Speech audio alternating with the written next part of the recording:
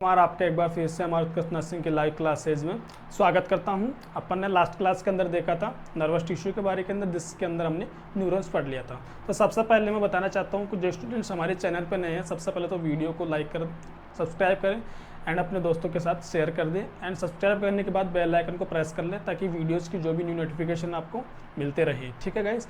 And अपनी ओबीजी की classes 28 से चालू होने वाली है, हमने बता दिया है मैंने आपको पहले ही। सो आज की क्लास को शुरू करते हैं हम किससे, नर्वस टिश्यू पे। ठीक है, नर्वस टिश्यू के अंदर हमने दो तरीके की स्ट्रक्चर पढ़ी थी, न्यूरॉन एंड न्यूरोग्लिया। ठीक है गाइस। तो मैं सबसे पहले ये बताना चाहता हूँ कि जो हम आपको यहाँ पे एनाटॉमी की क्लासेस दे रहे हैं, मैंने लास्ट क्लासेस में काफ़ी बार बोला है, ये आपका बेसिक है। कुछ स्टूडेंट्स के मैसेज आते हैं, कॉल आते हैं कि सर हम कम्युनिटी चालू कर दीजिए, ओबीजी चालू कर दीजिए, एमएसएन शुरू कर दीजिए। तो डियर मैं बताना चाहता हूँ कि अगर आप ये सब नहीं समझोगे तो आपको वो सिस्टम भी समझ में नहीं आएंगे, डिजीज पोर्शन समझ में नहीं आएगा, क्योंकि जब नॉर्मल समझ में नहीं आएगा तो अब नॉर्मल समझने में आपको काफ़ी डिफ़िकल्ट होगी। ठीक है ना। सबसे पहले नॉर्मल समझिए, जल्दी हम शुरू कर देंगे। ओबीजी के लिए हमने डेट बता दी है एंड एमएसएन शुरू करने ही वाले हैं। ठीक है, ताकि हमारे सबसे पहले एनाटॉमी में सिस्टम शुरू हो जाए, देन उसके पीछे पीछे हम एमएसएन शुरू करेंगे। ओके, तो सबसे पहले देखते हैं हम न्यूरॉन्स के बारे में हमने लास्ट क्लास में डिस्कस कर लिया था। आज की हमारी क्लास होगी न्यूरोग्लिया पे। ओके, न्यूरॉन्स की अच्छे से स्टडी की हमने एंड इसका सिस्टम पार्ट हम अलग से पढ़ेंगे। सो आज की क्लास हमारी neuroglial cells, neuroglia. Neuroglia cells या फिर ग्लियाल सेल्स, इस सेल्स का एक और नाम होता है जिसको हम कहते हैं नॉन न्यूरल सेल्स, या फिर इसको हम ग्लियाल सेल्स के नाम से भी एग्जाम में क्वेश्चन बनते हैं। ओके, इस सेल्स का फंक्शन होता है, ये एक सपोर्टिंग सेल्स होती है, सपोर्टिंग का काम करती है। ये एक सपोर्टिंग सेल्स। अभी सपोर्टिंग सेल्स कैसे है इसको हम अच्छे से समझेंगे। ठीक है गाइस। तो अब इसके बारे में सबसे पहले डिस्कस करते हैं न्यूरोग्लियल सेल्स कितने टाइप के होते हैं। इसको भी जैसे हम नर्वस टिश्यू को फर्दर क्लासीफाई करते हैं न्यूरॉन्स एंड न्यूरोग्लिया में, इसी तरीके से हम न्यूरोग्लिया को दो तरीके से पढ़ते हैं, जिसके अंदर आते हैं माइक्रोफेजेज सेल्स,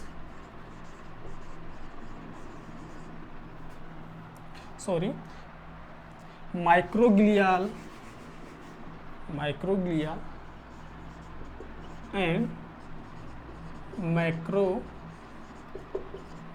ठीक है, इस दो तरीके से हम इसको स्टडी करते हैं, जिसमें फर्स्ट आता है माइक्रोग्लिया एंड सेकंड आता है मैक्रोग्लिया। माइक्रो का मतलब होता है स्मॉलेस्ट एंड मैक्रो का मतलब होता है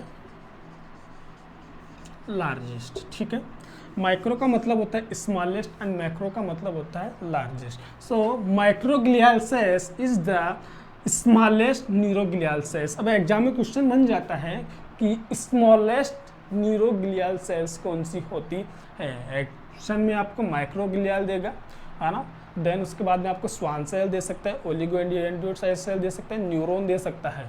सो हमारा राइट आंसर होगा microglial cells is the smallest microglial cells. ठीक है,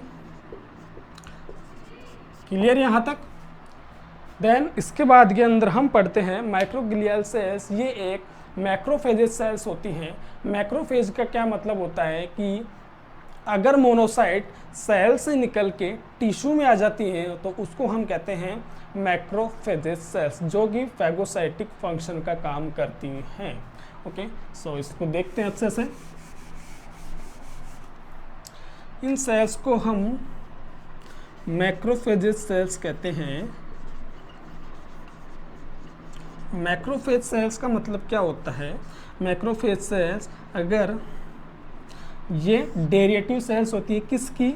मोनोसाइट्स की। मैक्रोफेज सेल्स आर डेरिएटिव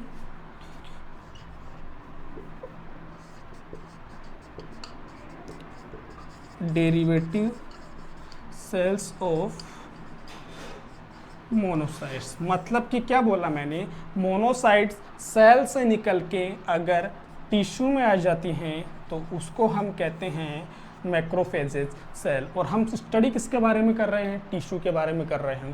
तो इम्पोर्टेंट कॉन्सेप्ट बनता है कि हमारे ब्रेन के अंदर ऐसी कौन सी सेल्स हैं जो मैक्रोफेजेस का काम करती हैं।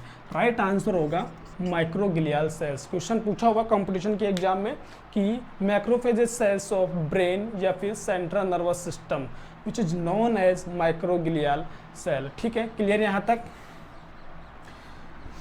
फिर इसके बाद आता है माइक्रोग्लियल सेल से यही क्वेश्चन बनते हैं, इसके आगे कोई क्वेश्चन नहीं बनता है।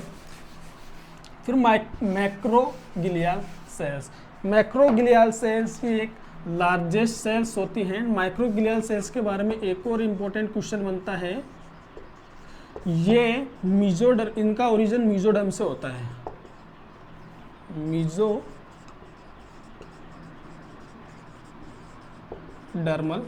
ओरिजिन, क्योंकि हमने स्टार्टिंग के अंदर जब हमने न्यूरॉन से पहले स्टडी की थी तो हमने 3 जर्म सेल्स पढ़ी थी, एंडोडर्म, एक्टोडर्म एंड मीजोडर्म। तो इनका ओरिजिन कहाँ से होता है?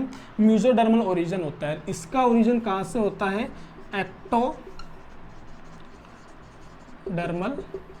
ओरिजिन। ठीक है, ओरिजिन का मतलब होता है उत्पत्ति कहाँ से हुई है उनकी। ठीक है ना, ये तो इनकी ओरिजिन एक्टोडर्म सेल से हुई है, इनका ओरिजिन मीजोडर्म से हुआ है।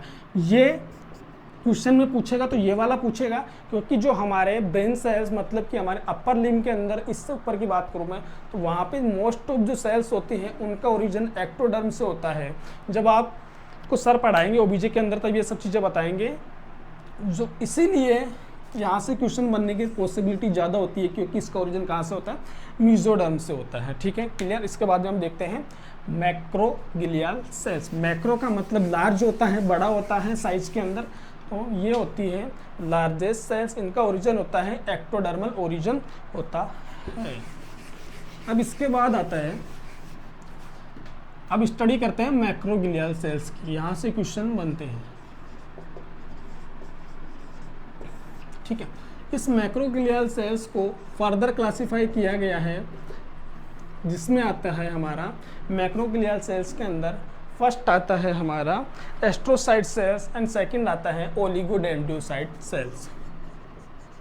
एस्ट्रोसाइट्स एंड इसके बाद आता है ओलिगोडेंड्रोसाइट्स। ओलिगोडेंड्रोसाइट्स। अब फर्स्ट देखते हैं एस्ट्रोसाइट सेल्स। एस्ट्रोसाइट सेल्स क्या है? ये लार्जेस्ट न्यूरोग्लियल सेल है। अगर आपसे डीपली जाके क्वेश्चन करें कि लार्जेस्ट न्यूरोग्लियल सेल्स कौन सी है, ऑप्शन में एस्ट्रोसाइट सेल्स दे दे तो इसका हमारा राइट आंसर कौन सा होगा? Astrocyte cells. ये सारे क्वेश्चन एम्स बेसिस क्वेश्चन है, क्योंकि छोटे छोटे एग्जाम्स के अंदर ऐसे क्वेश्चन नहीं बनते, इतना डीपली जाके क्वेश्चन पूछता है जो कि हमारे सिलेक्शन को वेरीफाई करते हैं, इनसे हमारे सिलेक्शन के अंदर में काफ़ी नज़दीक जाते हैं। तो फ्रेंड्स, मैं आपको बता रहा हूँ यहाँ से आपको बहुत अच्छी चीज़ें मिलेंगी देखने को। एंड हम अदर चैनल्स की जैसे यहाँ पे ऐसा नहीं है, हम आपको यहाँ पे फ्री ऑफ कॉस्ट क्लासेस देंगे। ठीक है ना, हम आपसे कोई पेड नहीं देते, कोई पेड लेक्चर नहीं लेंगे आपके लिए, हम यहाँ पे सब कुछ फ्री देंगे एंड बेस्ट देंगे। तो हमने क्या कहा? Largest neuroglial cells known as astrocyte. Astrocytes क्या करती हैं? ये हमारे ब्रेन के अंदर formation of blood brain barrier, blood brain barrier BBR, triple B का फॉर्मेशन करती हैं। ये ब्लड ब्रेन बैरियर क्या होता है? ये ओनली फैट सोलुबल चीज़ों को अलाउ करता है, वाटर सोलुबल चीज़ों को अलाउ नहीं करता है। ओके, इसको हम स्टडी करेंगे अच्छे से। ब्लड ब्रेन बैरियम ये हमारे, तभी तो इसको कहते हैं सपोर्टिंग सेल्स। ये क्या करती है? सपोर्ट करती है यहाँ पे। तो एस्ट्रोसाइट्स किसका फॉर्मेशन करती हैं? Blood brain barium. And present कहाँ होती है? हमारे CNS के अंदर। CNS मतलब brain and spinal cord. Okay, clear यहाँ तक? ये एस्ट्रोसाइट्स के बारे में इतना ही क्वेश्चन बनता है कि ब्लड ब्रेन बैरियम कौन सी सेल से बना होता है? Astrocyte cells. पूछा हुआ क्वेश्चन है एग्जाम के अंदर। ठीक है, फिर आता है हमारा ओलिगोडेंड्रोसाइट सेल। ओलिगोडेंड्रोसाइट सेल्स मैंने स्टार्टिंग के अंदर भी आपको, जब इससे पहला वाला लेक्चर है तो उसके अंदर मैंने बताया था, ये जो हमारा होता है ये माइलिन शीथ का फॉर्मेशन करता है। तो प्रेजेंट कहाँ होगा ये, present in central nervous system and formation of myelin sheath. ठीक है, किसका फॉर्मेशन करता है, माइलिन शीथ का। माइलिन शीथ कहाँ प्रेजेंट होती है, हमारे एक्सॉन्स के ऊपर प्रेजेंट होती है। ठीक है, क्लियर यहाँ तक, ये भी क्वेश्चन पूछा हुआ है, माइलिन शीथ कहाँ प्रेजेंट होती है। अब इसके बाद हमारा जो लास्ट टॉपिक आता है, कुछ इनके अलावा भी न्यूरोग्लियल सेल्स प्रेजेंट होती हैं, क्योंकि हमने दो पढ़ा, माइक्रोग्लियल मैक्रोग्लियल, इसके अलावा कुछ अदर सेल्स भी प्रेजेंट होती हैं, उनको हम सेपरेटली डिस्कस करते हैं। Other neuroglial cells, other neuroglial cell. ठीक है, क्लियर यहाँ तक। इसके अंदर फर्स्ट आता है हमारा स्वान सेल, फिर सेकंड पे आता है स्वान सेल्स हो गया, फिर एपेंडाइमिन सेल्स,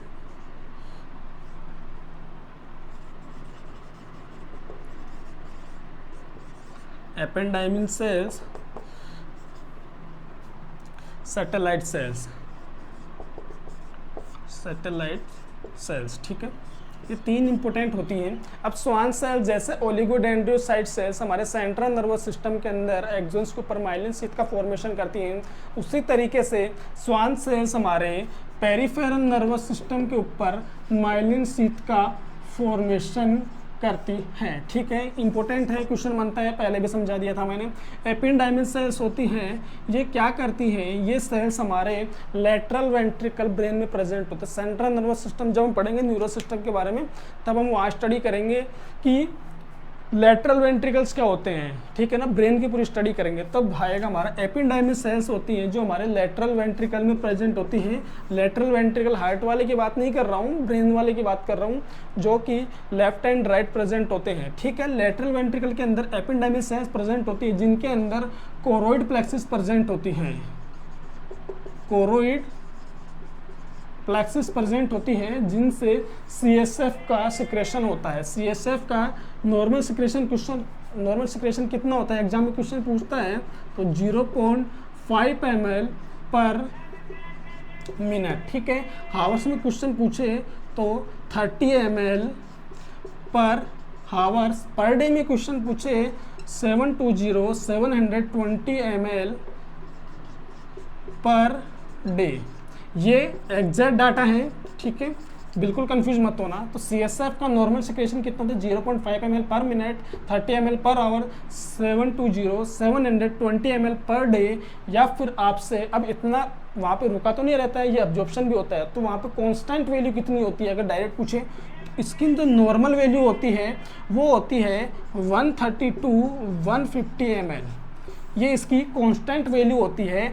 एवरेज में क्वेश्चन पूछे, ये रेंज में क्वेश्चन है, ये रेंज में आंसर है, रेंज में आंसर पूछे तो वो होता है 140 ml। ठीक है, क्लियर यहाँ तक। ये CSF से रिलेटेड है, क्योंकि जो हमारा CSF ड्रेन होता है वो लेटरल वेंट्रिकल से, फिर आता है आपका थर्ड से यहाँ से ड्रेन होता है वो आपके फोर्थ वेंट्रिकल के अंदर आके वहाँ पे क्या होता है, उसका आर्कोनॉइड विलाई के थ्रू उसका क्या होता है, एब्जॉर्प्शन होता है। ठीक है गाइस, इसका ड्रेन हम अच्छे से पढ़ेंगे जब हमारा सिस्टम आएगा। ओके, कंफ्यूज मत होना, ये सारे क्वेश्चन है। एपेंडाइमिन सेल्स, सैटेलाइट सेल्स होती है, जो मैंने ये न्यूरॉन की स्ट्रक्चर बनाई थी इस तरीके से। तो यहाँ पे कुछ प्रोसेस प्रेजेंट थे जिनको हम डेंड्राइट्स कह रहे थे। ये सैटेलाइट सेल्स यहाँ पे डेंड्राइट्स के ऊपर प्रेजेंट होती हैं, जो कि सेंसरी इंफॉर्मेशन को कैच करने का काम करती है। अब आपने सुना होगा ना कि हमारे को सैटेलाइट्स के थ्रू पता चलता है। सैटेलाइट्स वही सैटेलाइट्स है जो सैटेलाइट सेल्स प्रेजेंट होती है डेंड्राइट्स पे। ओके, ठीक है। हाँ, तो न्यूरोग्लियल सेल्स जो इंपॉर्टेंट बताया मैंने, काफ़ी इंपॉर्टेंट चैप्टर है। ठीक है ना, लास्ट क्लास में न्यूरॉन के बारे में स्टडी की थी। सो आज की क्लास अब यहीं पे फिनिश होती है। हमारा नर्वस टिश्यू कंप्लीट है। इसके बाद हम पढ़ेंगे एपिथेलियम टिश्यू, बहुत इंपॉर्टेंट चैप्टर है। Epithelium tissue and nervous tissue मैंने बताया, यहाँ से काफ़ी क्वेश्चन बनते हैं एग्जाम के अंदर। ठीक है गाइस, सो वीडियो अच्छा लगे तो प्लीज़ अपने दोस्तों के साथ इन सब चीज़ों को शेयर कीजिए एंड इनके अच्छे से आप नोट्स कंप्लीट कीजिए एंड वीडियो को सब्सक्राइब कीजिए। Okay dear, thank you so much.